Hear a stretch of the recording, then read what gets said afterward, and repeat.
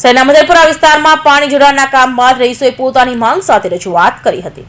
મહેન્દ્રપુરા ગલી મંડી શેરીમાં પાણી લાઈન કામગીરી બાદ રહીશોએ પોતાની માંગ સાથે રજૂઆત કરી હતી। પાલિકા દ્વારા ટેન્ડર પ્રક્રિયા આધારિત નિયમો અનુસાર પાણી જોડાણ માટે કામગીરી હાથ ધરાઈ છે। જો કે પાણી લાઈન કામગીરી પૂર્ણ થયા બાદ રહીશોએ રસ્તા પર પાકા રોડની માંગ સાથે રજૂઆત કરી હતી, જેમણે આ અંગે ઉપર સ્તરે રજૂઆત કરી હોવાનું પણ જણાવ્યું હતું। તેમણે કામગીરી બાદ શહેરીમાં પાકો રોડ બનાવવા માંગ કરી હતી।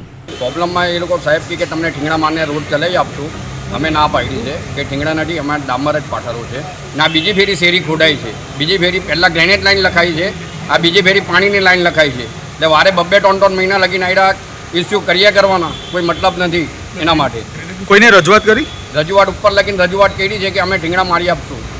એ લોકો એમ કે ભાઈ ઠીંગણાથી ચલ્યું ને અમે ના પાડી કે ઠીંગણા નથી મારવા, જો તો આખું વર્ષ લગીને અમને આમ રવા દો। બેનરમાં શું લખ્યું છે, શા માટે?